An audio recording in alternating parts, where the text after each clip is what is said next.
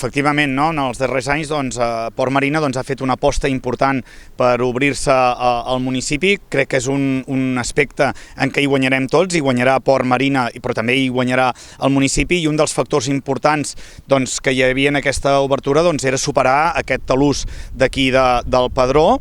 Crec que amb la implementació d'aquest ascensor es supera perfectament aquest mur tan important, aquest desnivell tan important, i això el que fa és acostar una infraestructura de primer ordre com és el Port Marina en el municipi, amb la qual cosa ampliem aquest centre, ampliem aquests serveis a la ciutadania, tant els de Palamós com també a la gent que ens visita, que té una nova porta d'entrada aquí al municipi de Palamós. La gent que ens ve a visitar pot accedir, aparcar aquí al Port Marina, visitar el propi Port Marina, però també d'una forma fàcil i còmoda accedir cap al centre a gaudir de tots els nostres serveis. I per tant, molt contents que una infraestructura com aquesta es posi en marxa i que ens ajudarà a ampliar la cobertura de serveis que tenim en el nostre municipi.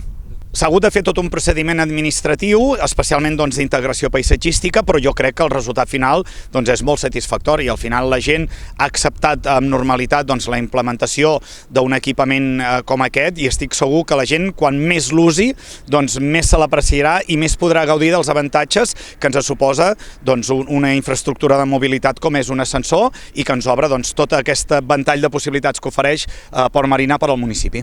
Han estat, sí, entre la construcció i tot el sistema de posada en marxa, han estat pràcticament un any. És lògic amb una infraestructura d'aquest tipus, però al final la satisfacció d'ara, de cara a aquest any 2025, que ja per Setmana Santa la gent el tindrà a la seva disposició, i una nova porta d'entrada al nostre municipi. Això és un acord que s'ha fet amb Port Marina. L'horari d'utilització, òbviament, es prioritza aquell horari d'obertura de l'espai del Port Marina i de més ús de les persones. També, lògicament, volem que el manteniment i la conservació d'aquest equipament sigui el més eficient possible, i per tant s'han marcat aquests horaris més reduïts a l'hivern i molt amplis a l'estiu, en què pràcticament les 24 hores del dia a l'estiu estarà obert. Però és per una qüestió de practicitat i de conservació de l'equipament. És un proyecto en el que ya llevamos trabajando varios años, desde el año 2021 cuando empezamos con los primeros reuniones y trámites, y ya es una realidad.